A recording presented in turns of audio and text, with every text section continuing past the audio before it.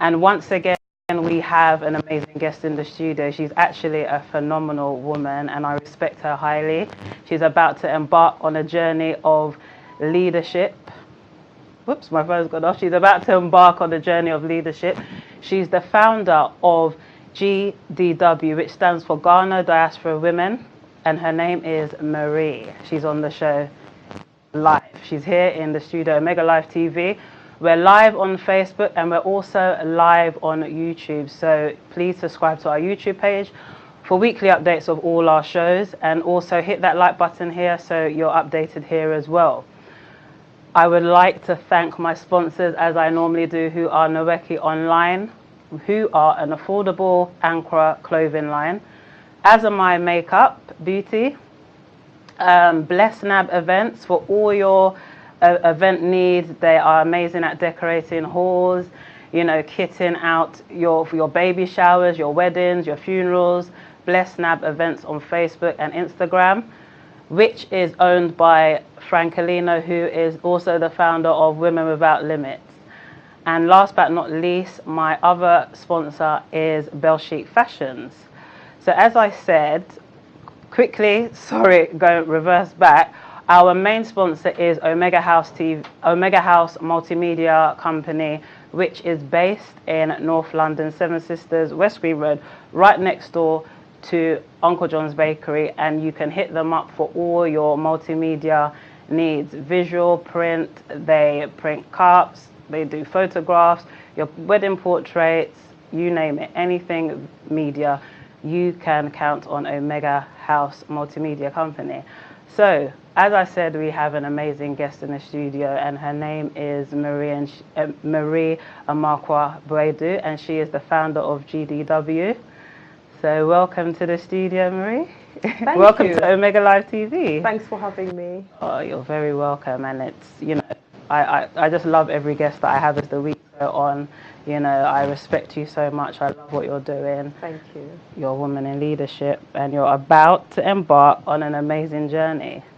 So let's just go straight into it, Marie. What is GDW all about? Right. GDW. So GDW stands for Ghana Diaspora Women. It's an organization that I have recently set up. Okay. Barely about 2 months ago or so. The organization was birthed. Okay. I'll give a little bit of a background as to how it all came about, just to put it in perspective. Okay. So about 2.5 or so months ago, our president, the president of Ghana, President Nana Akufo-Addo, was at a women's conference in Vancouver, Canada, called the Women Deliver Conference. Yes. And he had made some very interesting comments about Ghanaian women. In fact, he was asked a question along the lines of, and I have to paraphrase here, along the lines of why there aren't many women in leadership on the continent of Africa in terms of political leadership. And I believe he could only answer for himself and for his own country. Oh, yes. So in his response, he had made comments to the effect that Ghanaian women make up about 52% of the population of Ghana. So we are the majority. Now, in terms of decision making, there aren't many women in decision making in Ghana. So in his current administration, for example, there's only 30% of women on the cabinet. Now, I'll take it a little bit further and add that even in our parliament in Ghana, there are about 270 odd seats. Only about 34 or 35 of them, I mean less than 40, are occupied by women. Wow. So if we do the maths, it simply isn't good enough. It's not a good reflection of us being the majority of the population. The president went ahead to say that he's the first sitting president in Ghana who has ever made a female the first female chief of staff in Ghana, which is a credit to him. So in essence, it means that he has the interests of women at heart.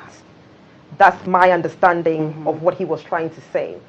But then he also went ahead to use 3 very important keywords to describe the whole situation in terms of us Ghana not having enough women in leadership. Okay.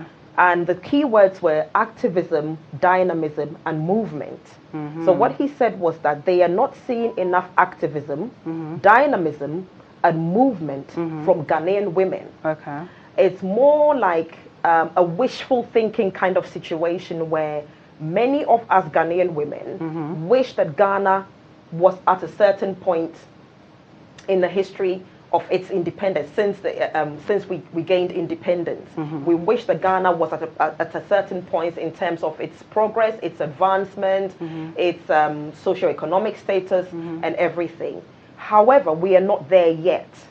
Now the question is, what are we women, Ghanaian women, being the majority of the population, doing towards contributing to nation building?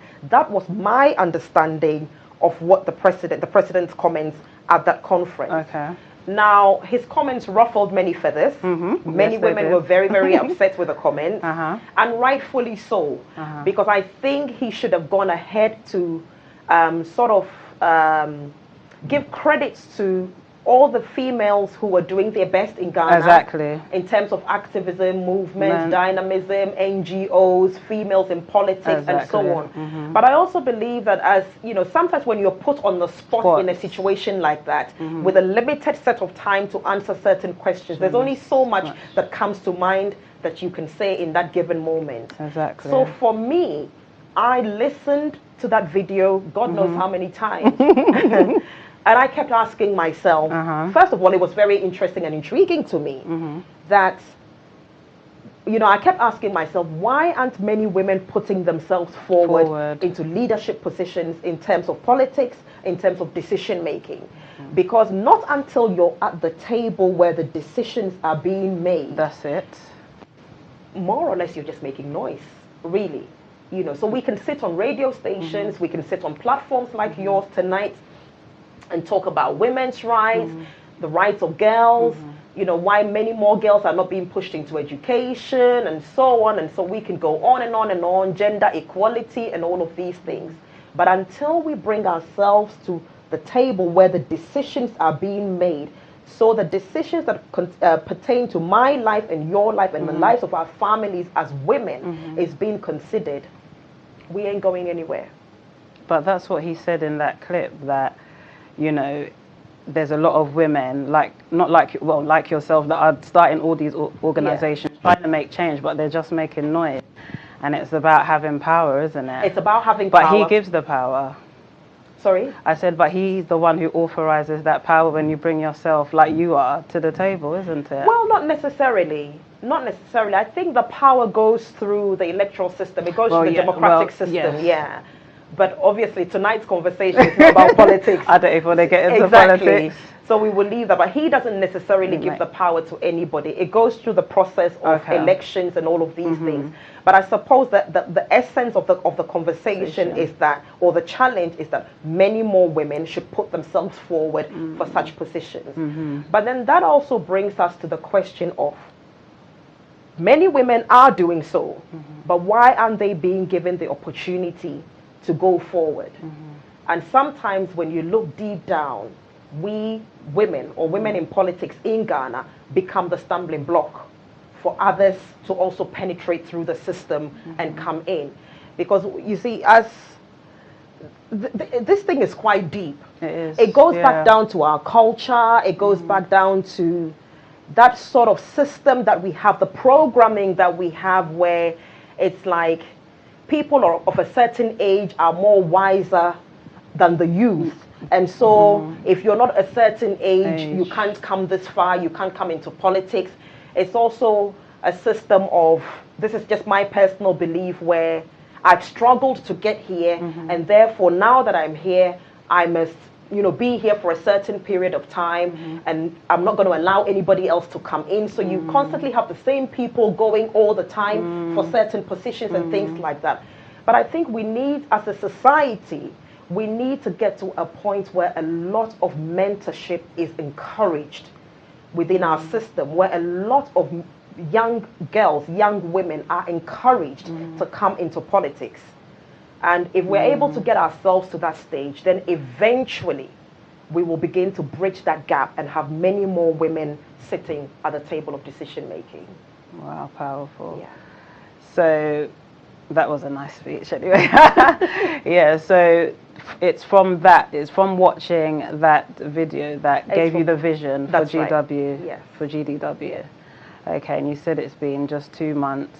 About 2.5 months, 3 months, I would say. Less than 3. Okay, so Marie, tell us about your professional and academic background.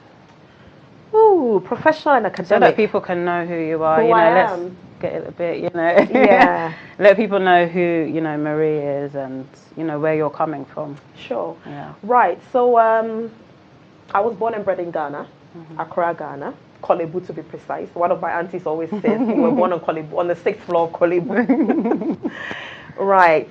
Primary education was done in Ghana, primary and secondary in Ghana. So I attended Ghana International School primary from class 1 up until first year of secondary. So what we call year 7 in this country. So from year 1 to year 7, basically. And then left Ghana International School to Accra Girls Secondary School for my secondary education. Came over to the UK in 1996, and I've been here ever since. Met my husband here, got married. The intention was to come and go back, but then I met my husband and things changed. He was born here. So then things changed, and yeah, I ended up staying in the UK. So it's been 22, 23 years now this year.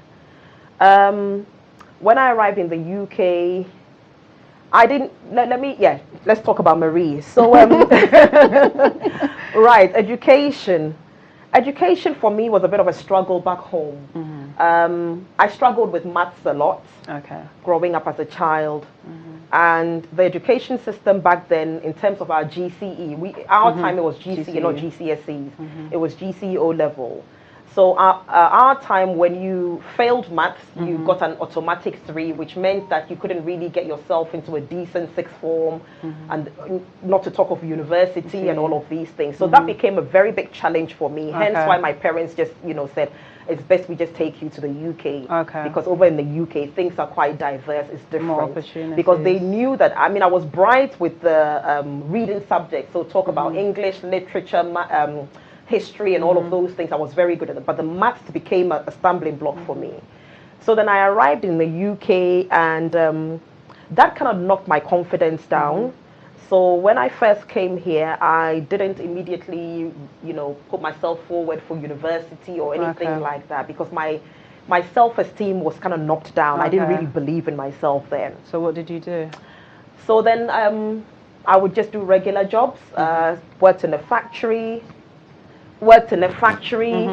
chambermaid, I did I've done all of those things. But I suppose they've all made me the woman that I am today, with all those experiences. And then eventually, one day my husband says to me, so is this all you're going to do? You're better than this. So he picks up a newspaper, the Metro newspaper from Brixton Station, on his way home. I'm going through it, and Lloyd's TSB are recruiting. So I applied for a job with Lloyd's TSB. I got the job, did the interview, and the rest is history. I ended up working for Lloyd's TSB, Kings Road, Chelsea, for close to 10 years. Oh, wow. Yeah, so I resigned from the bank in 2002. And then that was when I had my youngest daughter. She's 12 now. So then I thought I took a 3-year career break, and during the 3-year career break, I'm thinking to myself, there's got to be more to life than going back to the bank and counting other people's monies and being stressed out and all that. So I'm at home one day, I'm praying, asking the Lord to show me what more I could do with my life. And that's when I started discovering about purpose and all of these things. Anyway, long story short, I ended up taking a childcare course to see whether I would enjoy working with children. So then I did the initial introduction with Lambeth College and all of these things. Enjoyed it, thoroughly enjoyed it. And from then on, I just started doing other courses with the Open University and so on. So now I'm into primary education. I've been in primary education about 8 years now. Wow. And I'm thoroughly, thoroughly enjoying it. Just being a part of somebody's life, from their childhood. And being able to impact something into their lives. It's wonderful. That's amazing. So what about, your parents back home? Were they ever, into politics or, you know, that sort of stuff? Or, you know, were they really heavy into academic studies? Right. So Because you said that when you came, you know, your confidence was knocked. yeah. But obviously, was it knocked from your parents, or, you know, were they harsh on you? Like, because you're saying specifically maths, but there's more to life and more to education than maths. So, Yeah. Yeah. but you know, Ghanaians, they always think that if you don't know maths, you don't know anything. That's it. That's it. So yeah, going back to childhood, obviously my father was a lawyer. He studied law in the UK. Now he himself never met his dad. So his mum was pregnant with him when his father died. Oh, so my wow. dad never met his own dad. Oh. His mother used to sell yams at one of the markets in Kumasi. Okay. So he didn't start education early himself up until quite late. And then, you know, was able to do primary education, secondary. He just whizzed through secondary school, found himself in the UK at a very young age, 2 years of sixth form, and then into law school. Then relocated back to Ghana with my mom also was here, did London College of Fashion and a whole... Okay, so your parents yes. were educated in the UK? Yes. So when they had, and I'm their firstborn and their only daughter, I've got two brothers. Okay. So for my dad, education was everything. And paying all that money to send 3 of his children to Ghana International School way back then. I mean, Ghana International School up until today is still a big deal. Yes, it is. Not to talk of our time, paying all those monies for school fees. So for him, education was everything. And so for me not to be excelling as best as I could or to his expectations, it was a worry for him. Okay. And, you know, parents of my father's generation at that time, it wasn't so much. The encouragement was there. You knew you were loved and everything. But it was more of, you know, words like, and I'll have to say this in Tree for it to make sense, but you're not clever, you know. So my father, whenever we're doing homework and stuff like that, and I'm not understanding, especially like word problems and things like that, would keep saying wabong, wabong, which means you're not clever. Yeah. Now, it was coming from a place of love because he wanted the best for me. He would, you know, hire us home teachers would come home to teach us and all that. But what he didn't realize was that those words were shaping and forming who I was becoming as a person, that my confidence was being knocked because subconsciously that's all I kept hearing, and my spirit was believing it. So I grew up not feeling like I was good enough for anything, and I carried that with me into my adult life for quite some time, until I went through the whole personal development journey and everything, and had to sort of erase that programming and redefine, you know, my own paradigm. Yeah. So is this when you kind of got the desire, or started having the desire to go into leadership? Was it a long time ago? Or? It was a long time ago. It was right from the moment when I realized that there was more to life than who I was back then. And this was about 15, 16 years ago when this whole journey started. So once I started realizing that, immediately I thought, okay, there must be many more Maries out there. How can I rescue them and bring them along with me on this journey? The best way I can do that is to begin to teach what I'm learning. So every book I'm reading, back then it was just mostly YouTube. So I would, you know, record my own videos and put them on YouTube and things like that, trying to encourage women. I'd talk to people, you know, I'd recommend books to them to read and so on. And that's when I realized that it wasn't just my problem, it was a problem for many other people, that their confidence was not.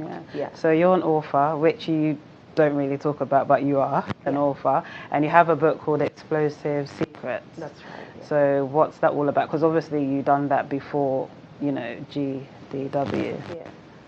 So it's actually explosive secrets that guarantee to help women and girls. Okay. Now, I wrote that book when I turned 40 a couple of years back. I thought to myself, okay, you're turning 40 now. Many people throw themselves birthday parties, but then people come, they eat, they go, and it's all forgotten about. But I wanted to do something that I could look back at in 10 years' time, 20 years' time, and say, this is what I did for my 40th. For my 40th. And also, it was like a gift that I wanted to give to women and girls in the world. I've got 3 beautiful daughters, and I look at my mother's struggles as a woman, my own struggles and experiences as a woman, the mistakes that my mom made, which I don't want to repeat, the mistake that I've made that I don't want my daughters to repeat. And I thought, let me document it, put it in a book, and leave it for my daughters, not just for them, but for many other girls in the world, and for women in general, especially because today's young girls will grow up to be tomorrow's women. So I wanted to leave just a little bit of me for them to read and be able to take some of those nuggets of wisdom on board and apply it to their lives, so that they can live their best lives too. So that's how the whole book came about. So rather than throwing a party, I launched the book on my 40th birthday. And how did that do? It did well. It did well. So the launch on that day, we had about 80 women attend the launch, which was marvelous. We had about 6 or so share their life's experiences and their life stories with us. Because that's one thing that many of us don't do as women. We don't like to talk about our stories. We don't often embrace our vulnerabilities. So, but then, once we begin to do that, you realize that there are certain commonalities. There's something that links all of us together as women. Yeah. And even though it might not be so positive, it's beautiful because it connects us as women. And if many more of us can do that, I tell you, we will be so united. I mean, people often say that women are their own worst enemies. It's something that I don't want to accept. I don't think that we're our own worst enemies. I think that if we can unite, we become such a powerful force to reckon with. So that's true. So the book did well then, and then I took it off Amazon for some reason. I just didn't have the time and the knowledge to do the whole marketing thing. Up until recently, I was inspired by one of my mentors who wrote a book. So I thought, let me bring it out again. So you relaunched it. So back to Ghana Diaspora Women, you got this vision, but when did you actually say, okay, I'm gonna, do this? And how did you start? Like, because it's a big deal. Yeah. Before we answer that, because there's one thing having the vision, but then bringing the vision into reality. Yeah. I think if we can go back to the question that you asked earlier about parents being in politics and so on, I don't think we've answered that. But we can go back to that. Yeah. So let's go back to that, and then we'll come to this, if that's okay. That's fine. Is it okay? That's Great. fine. Okay. So parents. So we've talked about parents' education. Yes, my father was a politician. But before my father got into politics, when I was about 13, 14-ish, now we didn't know that Daddy had gone into politics because back then they wouldn't, parents don't open up to their children on that level. So it wasn't up until people started coming to the house a lot more than they used to. Now he was our church president. We were raised as Catholics, so he was a church president. So every now and then people would come to the house. He was a community. I knew that he did a lot of work in the community. But then many more people started coming to the house. They weren't just his clients, and you'll start hearing certain words going through, and I'm thinking, what's going on? So one day I asked my mom, I said, why are we having many more visitors coming around? And they keep talking about, you keep hearing words like constituency and party chairman and this and that. Yeah. So that was when my mother explained to us that my father had become a politician. Wow. So we were like, okay, what does it mean? So she explained things to us. And then after that, we started seeing posters coming around. We had to go around as young children. We go around sticking his posters on walls and things. So that's when the whole awareness came about, and we realized that he had gone into something like that. And he was the first member of parliament for Okaikwe North constituency. So the first MPP, member of parliament for Okaikwe North constituency in Accra, which I believe at the time was the second strongest constituency or stronghold for MPP in the country at that time. And he was member of parliament for quite some time, then went into ECOWAS parliament, held a number of positions and so on and so forth. So yes, that's to answer that question. Yeah, trying to get that out of you. You've done it nicely. So you grew up with, the like political language and, obviously stuff that's going on in Ghana and in terms of politics. So as well as my mother too, sort of, my mother was an Oforiata. She's passed on now. My mother was an Oforiata. So she's very, that side of the family is connected to the current administration here. Okay. But I must stress on this point, that Ghana diaspora women have absolutely nothing That's where I wanted to to come do to. with this political administration or anything. Ghana diaspora, I think the vision, the aims, the objectives, everything is in the name itself, which is Ghana. Ghana diaspora women is here to serve our nation, Ghana. So we don't do politics. We don't support any political party. We don't do any campaigns or anything for anybody. We are a very focused organization, and the focus is to support, advocate, and support and push for the rights of women and girls, particularly the less privileged. Some may say, but some may say you have a different agenda, but you know, I don't know. Don't want to get into the politics side too much. Yeah. So, in terms of your team, how you know your team, you've got a team behind you because you can't do this alone. Yeah. So, how did you choose members to be a part of your team? Right. Interesting question. So I'm a believer, and I'll answer the question from this standpoint. I'm a believer, I'm a Christian. I believe that God always drops a vision in one person's heart, but then it takes a village to bring the vision to pass. And I'm a believer that when God gives you a vision and you don't respond to it, Scripture says that if we don't praise Him, He will raise stones to praise Him. So, i.e., if He gives you the vision and you don't respond to the calling, He picks somebody else. Because whether you choose to do it or not, God's agenda must come to pass. Because Scripture says that nothing He has spoken returns to Him void. So as long as it has come out from the Spirit of God, it has to be fulfilled.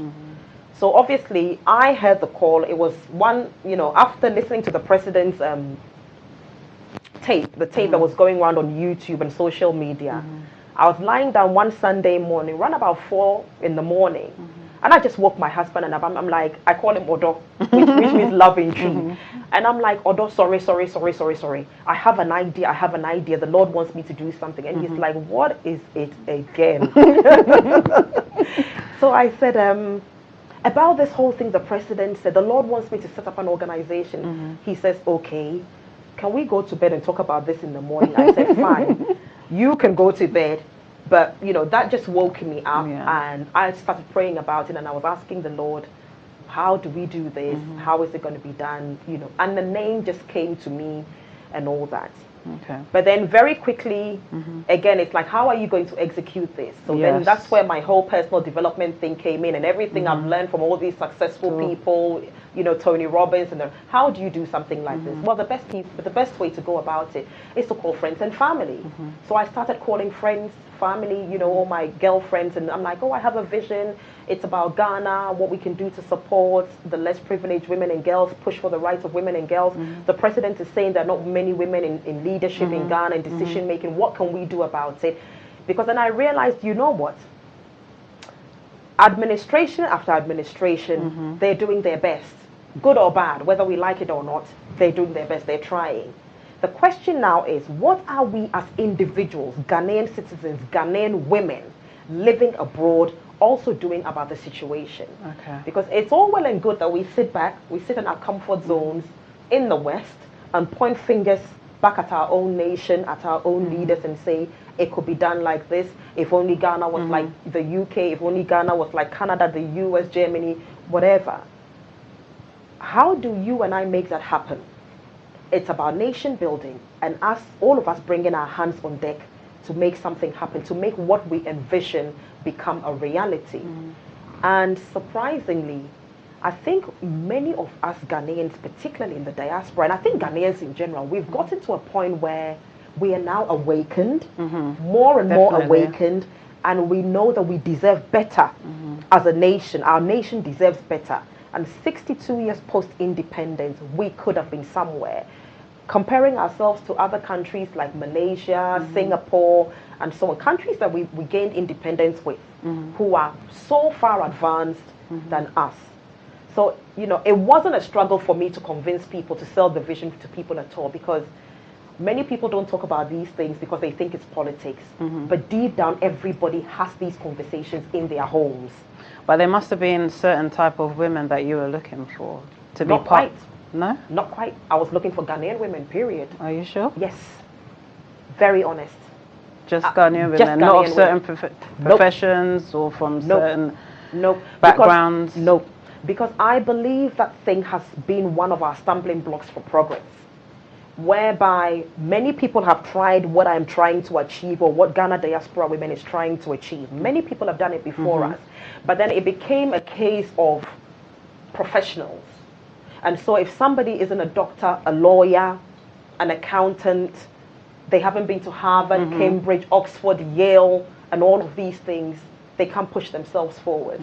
Now, recently, not too long ago, there was a WhatsApp that was circulating that was done by one of our queen mothers in Ghana. I think she was from the central region.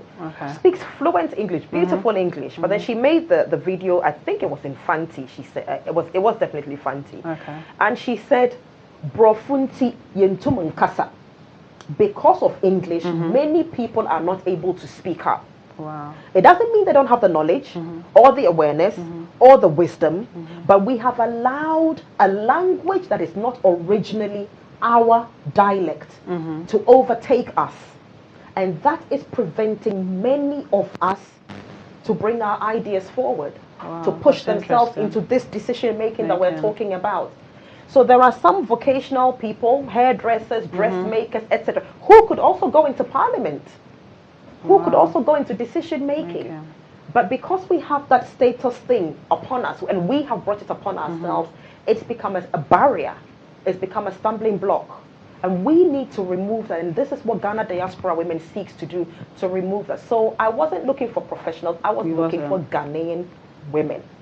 Just passionate Ghanaian passionate Ghanaian women, patriotic Ghanaian women who want to see change and want to be a part of creating that change. Wow. Yeah.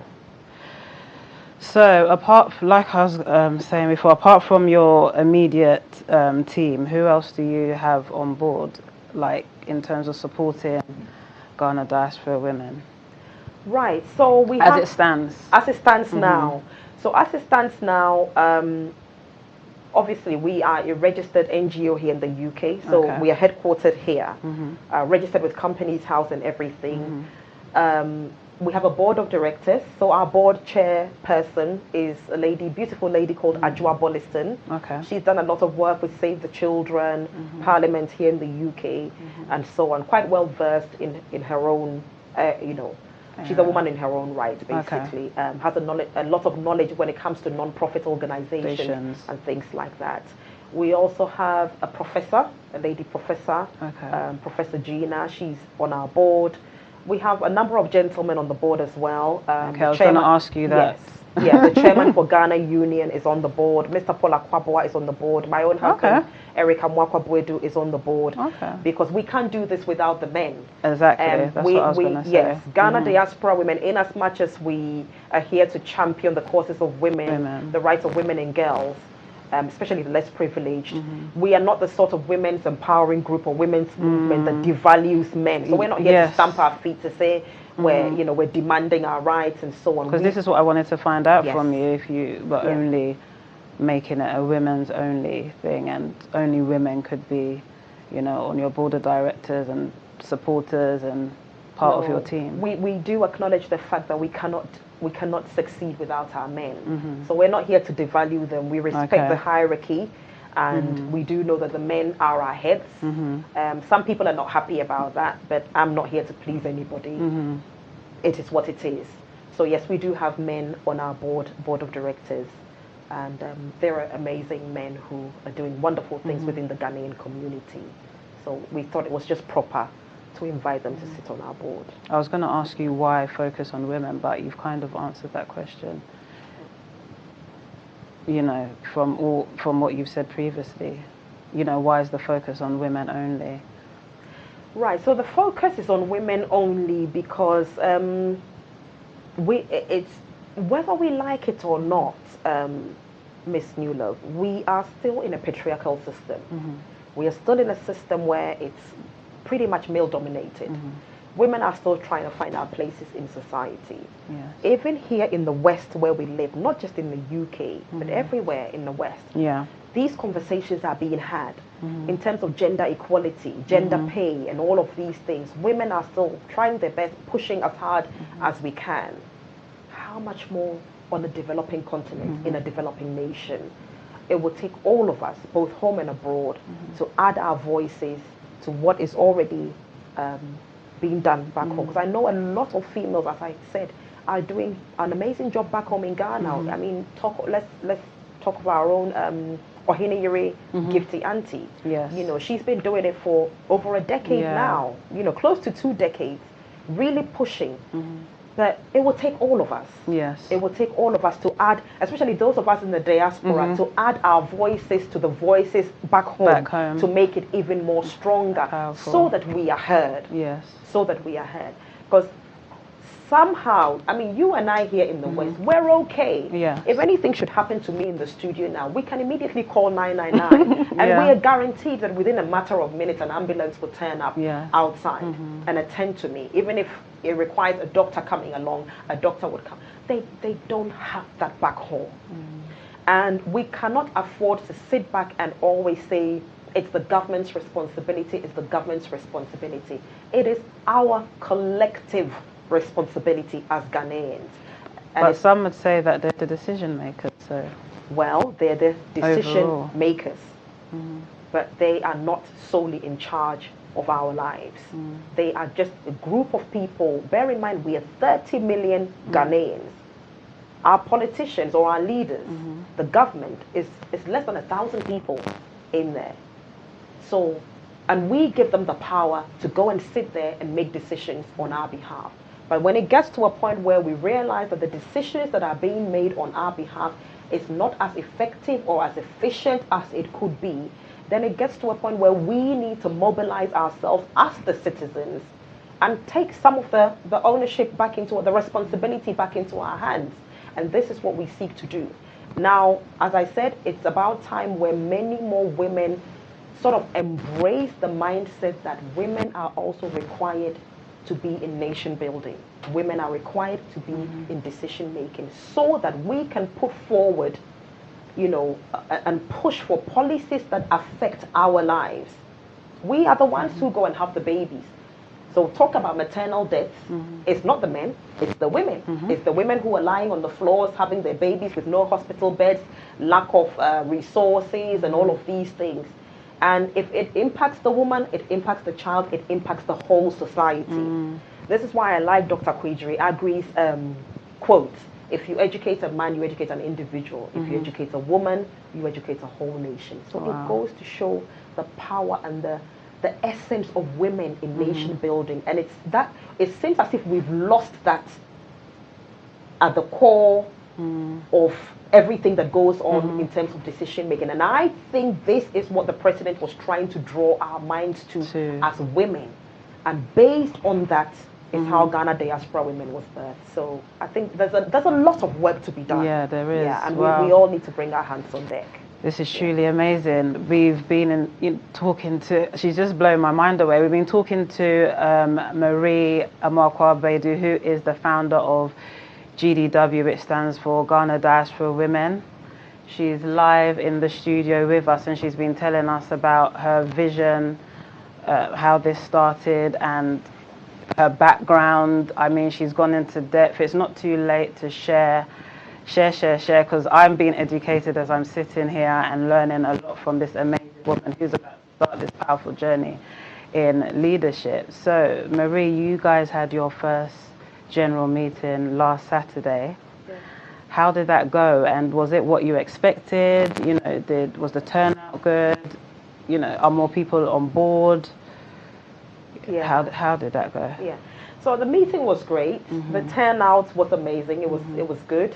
I think we had close to about 30 odd women attend. Were the men there? No. The men didn't come. Although Eric was there, he came and set up for us and everything. Okay. And then left and came back and picked us back up. But yeah, it was a man who organized the venue for us. Okay. So that was great.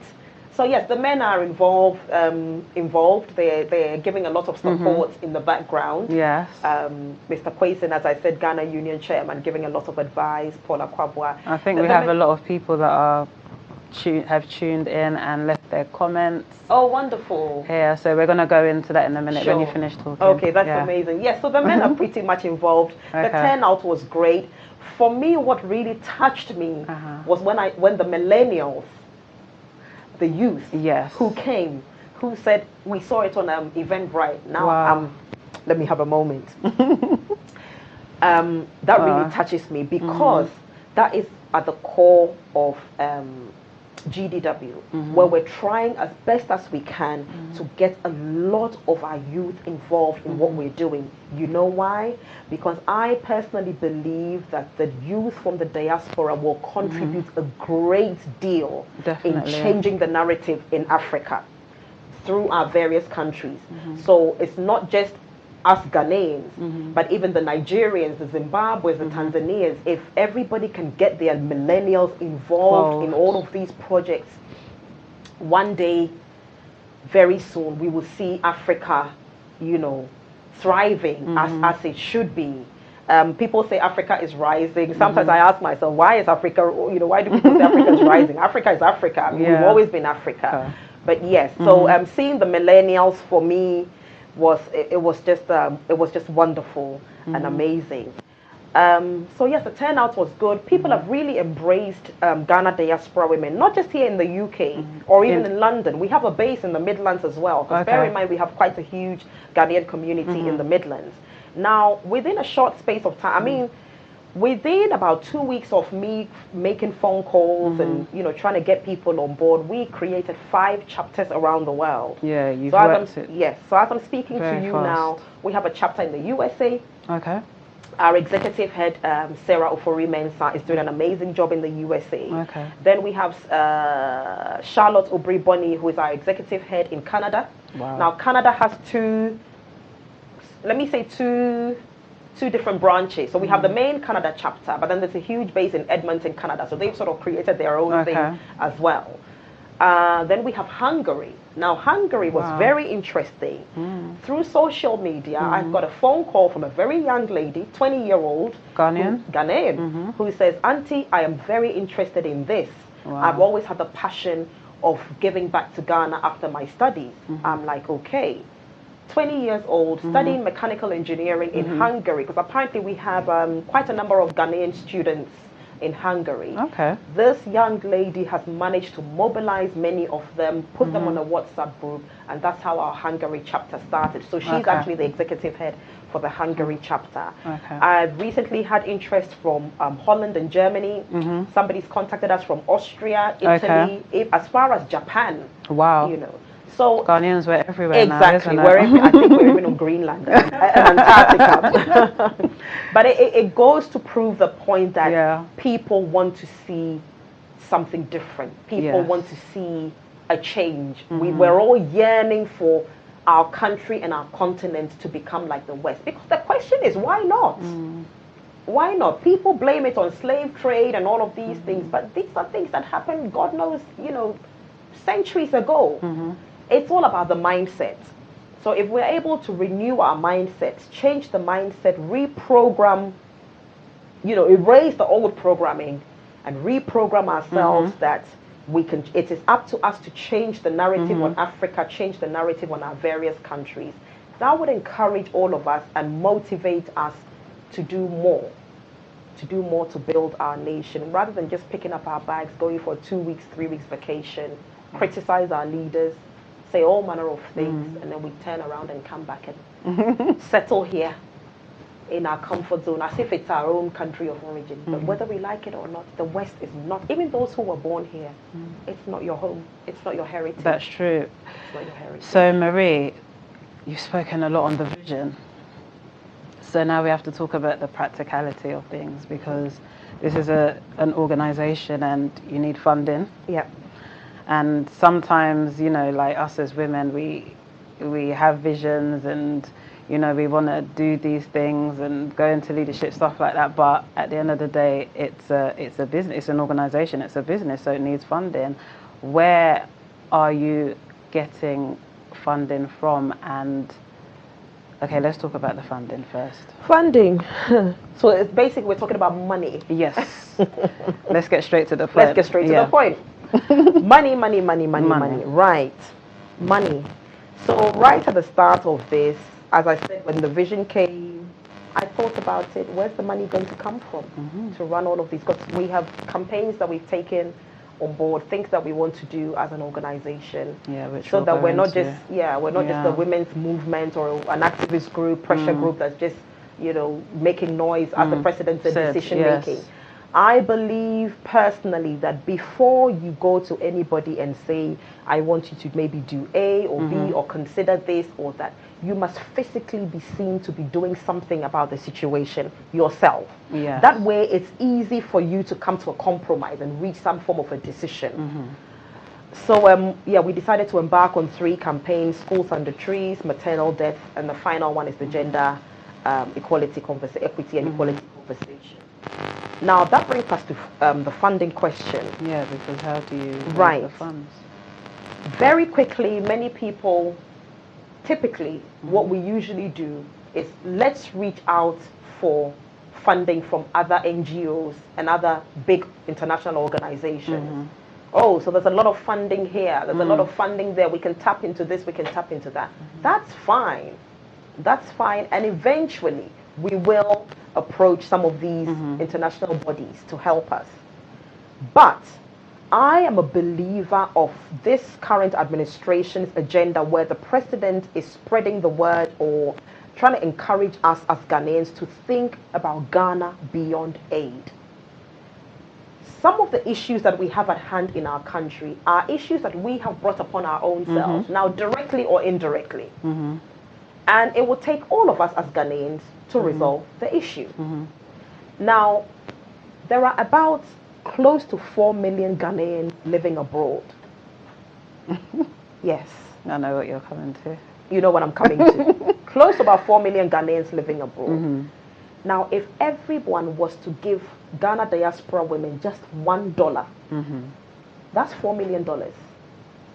If everyone was to give us $1 in a year, that's $4 million in 1 year. That could do a great deal.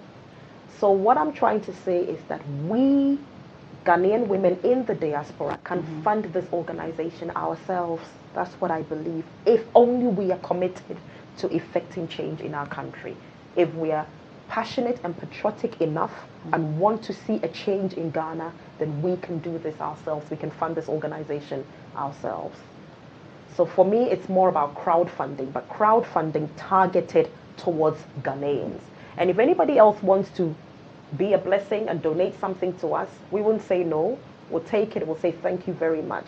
But it's more so to get us, our own selves, to fund the organization and fund the projects that we embark on. Okay, so we'll come back to that.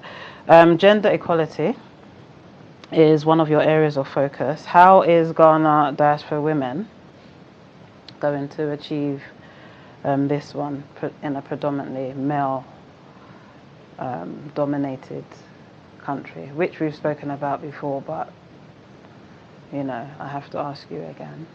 Right, gender equality in a male dominated country, you say. Again, it's even though the president has said, there's more women than men, it's still, predominantly dominated by men, isn't it? Yeah. So when we talk about gender equality, because it's very broad. It is very broad. Yes. Because even when I read that, I was like, gender equality can, if you're not careful, tap into some other areas. Yes. But gender equality, we must bear in mind that we can never be equal. That is why there are men and there are women. But when we talk about gender equality, we're talking on levels where there can be some form of, let me just break it down this way. Let's look at gender pay, for example. I think that's the easiest one to consider. Okay. Gender pay. So you have a woman who's been through university, done their degree, perhaps their master's, whatever, they are a mechanical engineer. They have a male counterpart, same amount of years in their studies, they've also come out as a mechanical engineer. They're both doing the same job, same hours, everything. How come the man is paid more than the woman? These are things that we can begin to discuss, because as I said earlier, even here in the West, these conversations are ongoing. Definitely. How much more us as a developing continent, a developing nation. So when we say gender equality, we're not looking at it from the broader spectrum, but we narrow it down to some of these things in terms of women being considered for, you know, the same kind of pay as men in the respective careers and things like that.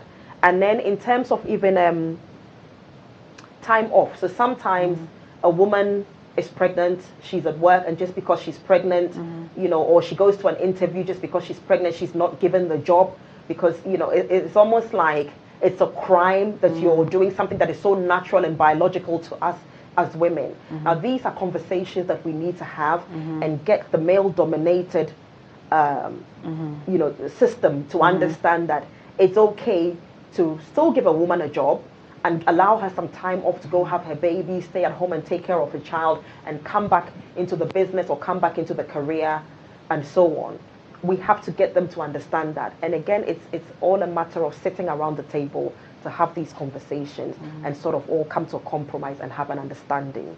So that's the gender equality side of things. We're not really going to go into the broader spectrum, because as I said, whether we like it or not as women, we can push as far as we want to, but there's nothing like equality in that sense. So GDW, you're starting with 3 main campaigns: schools under trees,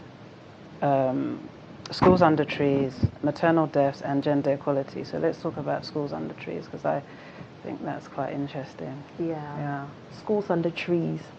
So recently our minister... And what is it that you want to achieve? What is it that we want to achieve? So recently our Minister for Education, I mean, I always knew that the problem existed, but recently the Minister for Education gave a press briefing about 2 or 3 weeks or so ago, and he had made mention of the fact that there are about 900 plus schools under trees and makeshift sheds in Ghana. Now, prior to that, I'm sure you saw, or many people saw on social media recently, when the rains came, because you know we have a rainy season in Ghana, and there were pictures all over social media where young children, you know, where the rain had washed away their sheds. You had children digging out clay, trying to mold them into blocks to refix their school buildings. Some had, you know, the rainwater had come into the classrooms just because they're made out of like clay and all that, and they're trying to had buckets in their hands trying to get the water out of this. It was just heartbreaking and disheartening. And so I thought to myself, right at the initial stages of setting this organization up, what can we do as a foundation? Because we have the activism, dynamism movement side, as the president was saying, where we're looking to petition our government, whichever government is in power, to consider the rights of women and girls, especially the less privileged. But at the same time, we must physically be seen to be doing something. So I thought, what can we do as an organization? And for me, education is everything, because I think a key part of our problem as a continent, the whole mindset and programming situation, it boils down to education. And if we can educate more and more of our youth, the younger ones, and give them decent education, but bear in mind, decent education starts with the structure in which you're learning itself, not to talk of the resources in there and the mode of learning through the teaching that's coming through. But Ghana's quite big, so where do you plan to start? Where do we plan to start? So then we decided to go for the schools under trees. The northern part of Ghana, I believe, is the most affected by this situation. So we've had a discussion, our executives, we discussed it briefly with our board chair, and we've decided to start from the northern part of Ghana. So as I'm speaking to you now, I've actually obtained the list, the full list of where these schools are located from the Minister for Education. He's been very kind enough to email that to me, because I believe that as we develop and as we begin to do more and more fundraising and appealing for funds, we will have to show all this evidence as part of our documentation and part of the appeal. So I've got the list. And the northern part of Ghana, I believe, is where we need to start, because they are the most affected by this, and then we work our way down.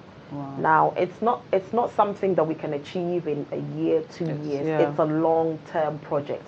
Neither are we saying, and I must stress, neither are we saying that we are going to save Ghana or salvage the whole situation. We cannot do that. It is the government's responsibility. What we are saying as Ghanaian women living abroad is that we think we can take a little bit of the weight of government's shoulder, even if it's by taking 5 of them. We've done something. For me, it's all about doing something. You know, just doing something rather than sitting back with our arms folded, not bothered about the situation. Because then year after year, we'll keep seeing these pictures, these photos, these videos coming out.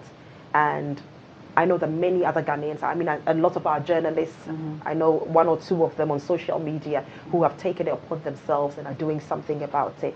You know, you could go in there and fix a door, fix a window, fix something. Do something, yeah. But we just want to put up like a 3 classroom block. We want to start with 3 classroom blocks. Okay. And then eventually, as, you know, the Lord blesses us with the funding, we would move on to, because some of them are 3 classroom. From what I saw on the list, some are 3 classroom blocks. Okay. Some require a 6 classroom block with basic amenities. Some are just even a kindergarten that needs to be set up in a particular area, and that's about it. So it's just about alleviating some of the pressure of the government as Ghanaian women. Okay, abroad. so maternal deaths? Maternal deaths. Again, that's our second campaign, but I'm a believer of focus, so we have to stay focused. Yes. We've picked the schools. Because it's 3 different There's 3 different areas. Now, so you're focusing the first focus on now is the schools under trees. We want to be able to pick one and at least deliver or start delivering on that. Okay. Then we can pick a second. Because what we've done also with GDW membership so far is we've started collecting a database of the expertise that we have, because that's the equity that we have that we are bringing on board back home. So we've collected a database. So we, for example, here in the UK on our membership list, we have we know the number of nurses that we have, the number of people in education, those in vocation, and so on. We've started doing that across all our chapters. Okay. So that would help us eventually when we get on the ground in Ghana to start some of our projects.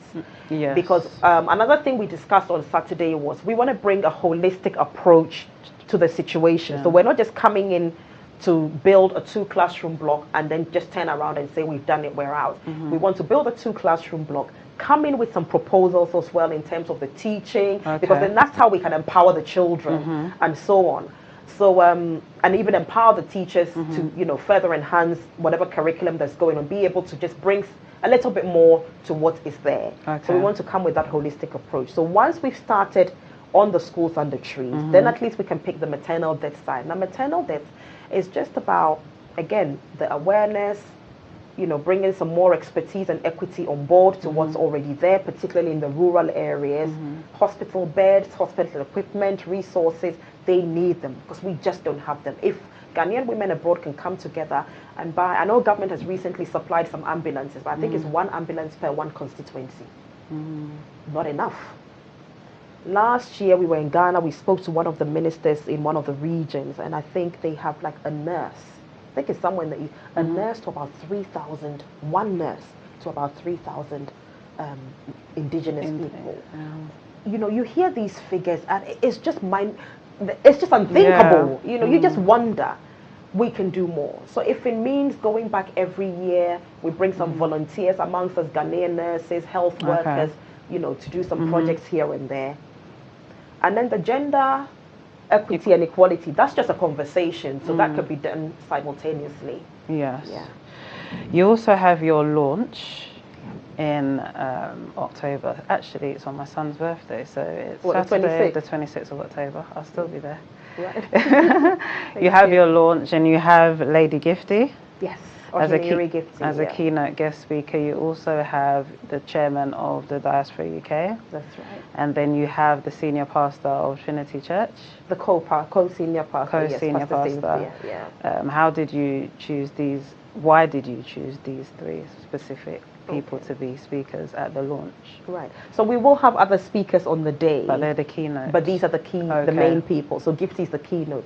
Right. So we chose Gifty, or Hineyuri Gifty Auntie, because Obviously, a lot of the work that we will do in Ghana, we want to partner because we believe in collaborations and partnerships. I think a lot of our setbacks, especially those of us in the diaspora, when we go back to do non-profitable projects, we really don't go far or succeed too much because we try to do them as a standalone.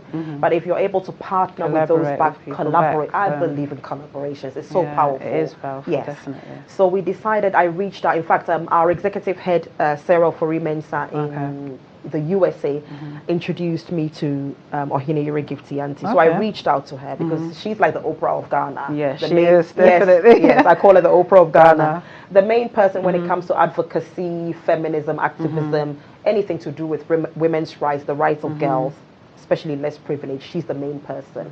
So I reached out to her, and she embraced the concept, the vision, and she gave us her blessings and said, yes, she's more than welcome. She has her own foundation called the Girl in Need Foundation. Yes. So what we're looking to do is to channel a lot of our efforts through her and her foundation to achieve what we want to achieve in Ghana. As I said, we don't live there, we live here. So when we go, it's, you know, the maximum you can stay, leaving kids behind, family, work and everything, is maybe like a month. So we have to have people on the ground who are ready to receive us, which is why we've also created a Ghana chapter. And the Ghana chapter at the moment is made up of women who have relocated from the West, so from like UK, US and so on. And some in Ghana who heard about the vision, have their own NGOs and thought we could all merge and have something powerful going. So yeah, that's how Gifty-Auntie came about, because she's the main person, and we wanted to hear firsthand from her experiences doing this, working with women, less privileged girls, you know, what it's like, because we haven't done this before. People have done it individually, but as a collective force, we've never done it before. So hence why Gifty-Auntie. Mr. Bernard Owusu, it was just proper for us to have him as one of our speakers because he's the UK Diaspora Chairman. So anything to do with diaspora affairs outside of the High Commission, I think it's him. He's recently just come back from the Ghana Diaspora Homecoming as well. So again, he's got first-hand information that he can share with us in terms of the direction that we're looking to go and how best we can go about things. And then for Pastor Cynthia, as I said earlier, I'm a woman of faith. This is not necessarily a Christian thing. It's open to women of all faiths, all Ghanaian women. So we embrace Ghanaian Muslim women, Ghanaian pagans. I mean, it's for Ghanaian women, period. But then I believe that when it comes to faith, there are certain things that are common through all of us. And nation building is scriptural, it's biblical. It runs through all faiths, I believe. So we thought, let's have somebody from a faith background to come and talk to us women about nation building and the important fun events, because I love having fun event, a lot of networking, which is also very important. Yes, a lot of networking, connecting with everybody, but at the end of the day we want to leave the event feeling more passionate and motivated and inspired to roll up our sleeves and get to work to make Ghana what we want Ghana to be. Wow. Yeah, as women. You've answered a lot of my questions. I was going to ask you about, you know, having religious leaders on board, because sometimes it's good and then sometimes it can get messy. So what's your views on, you know, getting religious leaders involved in the vision? Yes. Yeah. I think we need the religious leaders to be involved. However, we must leave religion out. Of what we're doing. Again, when it comes to a lot of our issues, because obviously you're Christian, and sometimes it can, you know, not all Ghanaians are Christians, like you said. Some are Muslims and some are of other faiths. So once you bring religion involved, then we have a lot of, I believe we have some people that are asking questions, and we have to acknowledge the viewers. So let's go into that. Let's see, there's quite a lot of comments. Okay, so we have Eric Amoakwa-Boadu. Is that your husband? Yes. He's saying, well done. You're your fan, number one fan. We have I know. Steve, he said, good program, thank you. We have Vicky Newton Kumi, who says, well done. Marie, Augusta, with you sis, great job. Abnar, Julia Roberts, these are your, yes. Lily and Kobinate. She's on the US, Okay. GDW US. Wow, you have a strong team. Your team is strong. Amanda May Ofori Atta, Mami Adjua. Oh, Mami Adjua. So she's Yes. our Canada US executive Okay. head, Charlotte, yeah. Wow, they've all tuned in. Can you scroll up, please, for us? Because there's quite a lot of comments. Okay, Julia Roberts, quite the same people. Chos. Bernard says we have 2 Nigerians as well. Yes, 2 Nigerians attended on Saturday. That's good. That's true. That's really good. Yatiwa joined. There's quite a lot of people that have tuned in and acknowledge that they are watching. We support your vision, Mama. Yeah, so there's quite a lot of people. If they scroll up, because it's quite the same people. Keep going up, please. Didi, good evening, ladies. Do you know hi, Didi? Didi. Yes. Maggie Amoakwa, thank you for tuning in. Julia Roberts, wow. We have a celebrity that's tuned in. She's a member. Wow, so your people are all tuned in, which is good. You have a lot of support. And now that I've met you and now that I've heard, you know, firsthand, and I'm here with you, I understand, you know, where you're coming from. Yeah. But so realistically, what is the goal for the next 5 years for GDW? The goal for the next 5 years? The next 5 years, I would wish that at least Ghanaian women in the diaspora would have been able to eliminate at least 100 schools under trees in 5 years' time. I am also wishing that in 5 years' time, at least we can have like an academy, a leadership academy for women. So where we are just training more and more young girls, empowering them, be it in entrepreneurship, in STEM, in vocational skills, you know, that sort of thing, just empowering, especially those who can't afford education. Sorry to go back, but do you have a diverse range of ages as part of the team, supporters? Have you made sure that there's a good balance in terms of age?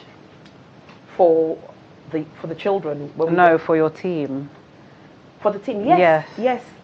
So bear in mind, I made mention of the millennials. Yes. What we've done is that we've as I said, our Hungary chapter is being headed by a 20-year-old. We're trying as best as we can to encourage more and more of the millennials. What we want to do when it comes to our mentorship programs, for example, is to have different age brackets mentoring. So say, for example, we have maybe 23 to say about 20-year-olds mentoring up until the age of maybe 17. And then from 17 mentoring the youth up until say like 12 years old. But I believe in catching them young. So whatever we are doing is, you know, right from early year stage all the way up. Yeah. But 5 years time, long-term goal, as I said, is to see a lot of our vision materialize. So close to about 100 schools eliminated. Maybe we can even set up a hospital. We can put up a hospital somewhere, Ghanaian women in the diaspora. So who inspires you, Marie? Who inspires me? This is what I ask all my guests. Interesting question. Who inspires me? I get inspired by my 3 daughters. Yeah. They inspire me a lot because, especially my youngest daughter, she's only 12. But when you hear her every morning saying, Mommy, I have to leave home on time to go and get my education. And I don't want to be late because I have a reputation to hold. That inspires me. That makes me know that I have raised a child who is on a mission in life. And I remember even when they were in primary school, there are days when they have colds, and sometimes I'll be like, oh, it's okay to stay home today, I'm willing to stay home with you, and they'll say, no, we need 100% attendance. That makes me know that I've done a good job. They're all excelling in their education, and that continues to inspire me to do the best. And for me, it's a case of I've achieved this with my own. But there are many more there who are also my own. They may not be mine biologically, but I can impact the same knowledge and power into them to also live their best lives. I also get inspired by my virtual mentors. Okay. Oprah Winfrey, Ian Lavanzan, Lisa Nichols, Wow. Anthony Robbins, Wow. all of these people, Bob Proctor, all of these amazing people who have shaped my life and made me who I am today.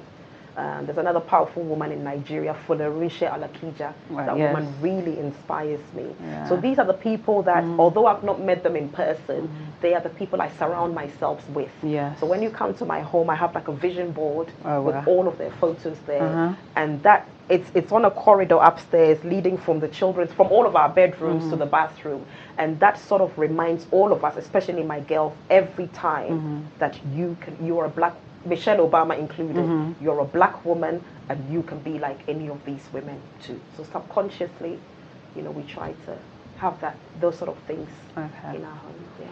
So if there are, other Ghanaians out there that are watching the show and want to get involved, how open are you guys now to bringing people on board, supporting? Where can people find you? When is your next general meeting? Is it closed to the public now, or can people still come to the next meeting? We are never closed. Our doors will forever be open. Our doors will forever be open. So yeah, we're open to membership. Everybody should come and join us. You don't. So when you say membership, how does that work? Right. So what we've done is, in order to become a member at the moment, you have to contact us via either email, which is info@Ghanadiasporawomen.com. Info@Ghanadiasporawomen.com. You can send us an email, or you can send us a WhatsApp on our telephone, our UK number, which is +44 if you're from abroad, +44 77 32 465 239. I'm sure you can put that up on your Facebook page for us later on. Yes. So if you send us a message either by email or through WhatsApp, we find out where you are, talk to you about the vision, and then we put you on the relevant platform. Now, membership is £5. What we've done here in the UK is membership is £5 a month, £60 a year. That's just to help us run the organization, because at the initial stages we need some funds. We're hiring halls for general meetings and things like that. So and also just for people to value what we're doing. Yes, value what we're doing. So that's membership. In terms of membership, it's open to everybody, not necessarily Ghanaians. The end of the day, the bigger picture is all of us making a greater impact on Africa. It's all about Africa, making a greater impact on Africa. But of course, we have to start from our charity begins at home. Yes. So we start from our various countries, and then eventually we begin to spread our wings to support our other African brothers and sisters to also develop their own nations. So yeah, membership is open to everybody. As one of our sisters said, we had 2 Nigerians attend our meeting on Saturday. They called and said, look, anything women and girls, we're all Africans. We want to be a part of it. We're also looking to partner with other African NGOs, female NGOs, here in the UK and even back home or globally. So that's it. We have our website, www.GhanaDiasporaWomen.com. Feel free to go on there and grab some information. We are on every social media handle. So we have a Facebook page, we're on Instagram, we're on Telegram. You can find us on Twitter, LinkedIn. Just type in Ghana Diaspora Women. We've kept it very simple so that people can find us easily. So Ghana Diaspora Women, you'll find us there. You can send us a message. So you can DM us on Instagram, send a message on Telegram, Facebook page, whichever way we will get back to you. Well, it's been amazing having you on the show. I didn't really want to get too deep into the political stuff and the how can I say, I wanted people to get to know Marie as the founder of GDW. That was no political stuff, but Yeah, so I wanted people to get to know you and understand the woman behind the movement, because I think that's very important. And like I said, I think you're very inspirational. Thank you. You know, and you inspire me definitely, because what you're doing is big, and it's, you know, it's a challenge. But some would say that there's a political agenda behind it, because you are from a kind of political, not background as such, but your dad was a politician, you know, and they're not, so you have the heads up, you know about the politics and stuff. Some people might say, oh, it's just something you're trying to do to get money. I mean, that's the honest truth. How do you receive the negative information? How do you feed out the truth? I mean, how have you been dealing with that? Because I'm sure you've got a lot of negativity. Yeah. And that's the reality of it, because there's so many organizations now, especially this year, they're using the year of the return as well. You know, saying that it's the year of return, so we're starting this organization, collecting people's money, and nobody's seeing anything being done. Do you understand where I'm coming from? Understandably so. Yeah. Understandably So what makes what makes GDW different? Yeah. From all these other organizations? Yes, you've explained everything, but you have to emphasize. Yeah. Understandably so. Yeah. People are entitled to their own opinions. People are entitled to their own thinking. Because you're very knowledgeable, especially when it comes to all the politics. So why not go into politics yourself? Because I don't want to. Yes. I don't have the desire to be honest. I don't have the desire to. I don't think you have to be a politician. Because also, when it comes to helping policy decision making, like that's the impact that you guys want to do. Yeah. The policies it's derived from politics anyway, isn't it? So. Well, we'll come to that. Let me answer. Okay. Yeah. So personally, I don't have the desire to go into politics or anything. I don't think you have to be a politician before you can live your purpose or bring a vision that you believe in about. At the end of the day, we have work to do, and that's what keeps me focused.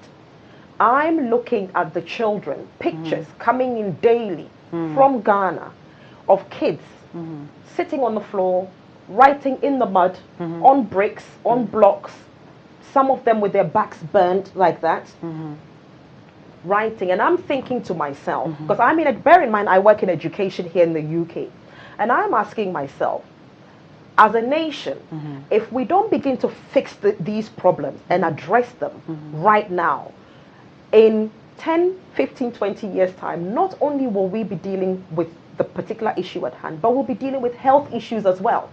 Because that child very soon will start having spinal injuries with their back and so on, which will then impact our health system in Ghana. And so for me, that's how I think. And I'm thinking to myself, let's address the root causes now, before this thing then becomes into that, and then it becomes a double problem for our nation and for all of us. So when it comes to people thinking that you're doing this for a political gain, if I wanted to be a politician, I don't need to set up Ghana Diaspora Women before I become a politician. My father was a politician. If I want to do politics, I just pick up my bags from the UK, relocate back to Ghana, go and live there, serve the people for a while, file whatever documentation I need to file, and declare to the world that I want to go into politics. I don't need to hide anything from anybody, you know. So there's no caveat, or this is not like a lead into anything. This is me as an individual Ghanaian citizen living abroad, identifying a problem which has been in existence for a long time, which seems to be going on year in, year out, one administration after another, nobody doing anything with it. Our leaders playing politics with this situation. And I'm thinking to myself, a time has come now where we, the citizens, need to take some of these matters into our own hands. Now, I cannot do it alone. So let me go knock on Miss Newlove's door and find out from her if she can help me resolve this issue. If she says yes, she jumps onto the bandwagon. Now, let's go knock on the next woman's door, Ghanaian woman, and find out from her, are you also interested in resolving this issue? If she says yes, hop onto the bandwagon, let's go. That's how we are growing this movement. But how you it just happens that it ties in with what the president said. You know, for me, I had always had the vision. I myself didn't know how to go about it. I have always knew in my heart that there was something I needed to do as an individual to resolve some of these issues. Hence why I've been to Ghana a couple of times and I've gone into a primary school to help out. I've been to Ghana a couple of times. I've seen a school bus in Achimota somewhere, and I've stopped the driver and I've said to him, can I hop on the bus and talk to the children for 5 minutes? And he says yes. And I hopped onto the bus and I inspired the children and I said to them, you can become whatever it is you want to become. One day, one of those children will become somebody, and it will be based on the fact that somebody hopped on their school bus and told them they could become whoever they wanted to become. So I've already been doing this.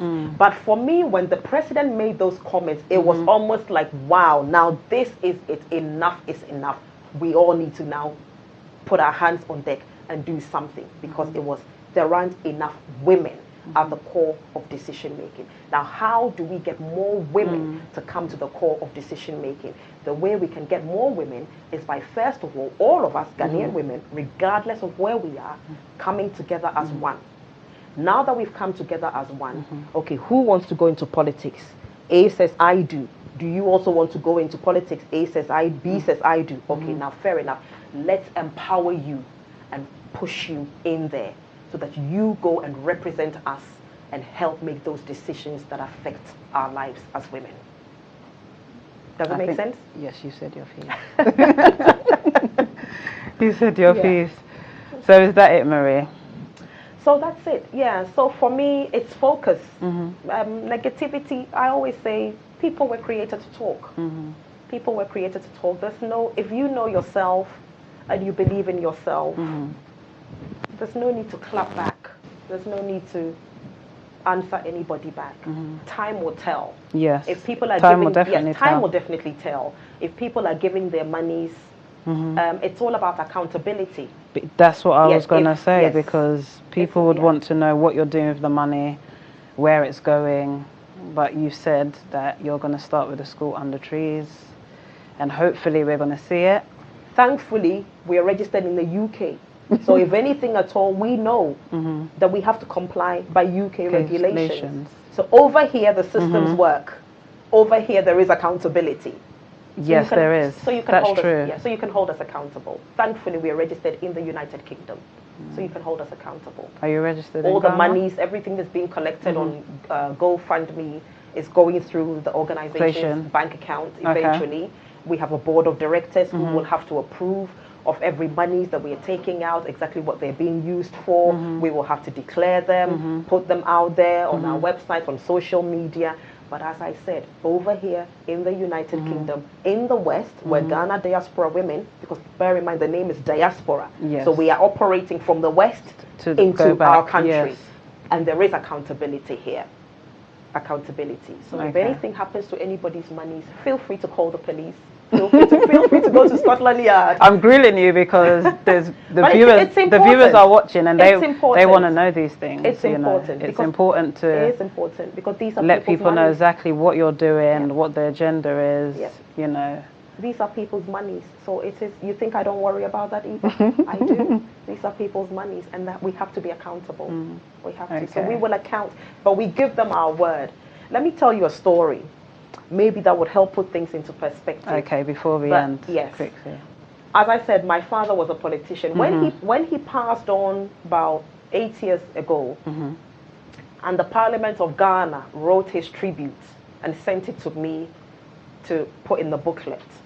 One of the things they added was that he was the first and only member of Parliament in the history of Ghana who had returned the rest of his public funds back to Parliament after he did his projects in his constituency. So whatever change was left, my father returned it back to Parliament, and they themselves wrote it in his tribute. We still have it. Wow. And I'm a product of him. Yes. We will not take anybody's money anywhere. As I said, we could all easily just settle in our comfort zones and pretend like we don't care. But humanity comes before everything. And for me, integrity supersedes everything. Thank you, Marie, for coming on the show. Thank you. Thank you so much. We've been in the studio with Marie Amoakwa-Boadu. She's the founder of GDW, which stands for Ghana Diaspora Women. She's come today to tell us her story, how she got into this, the vision that came, and what GDW are all about and what they're doing.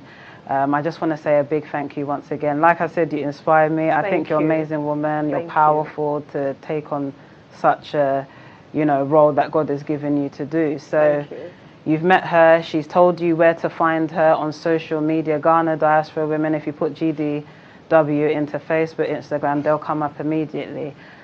So yes, we've come to the end of the show, and I'd just like to thank the viewers for tuning in.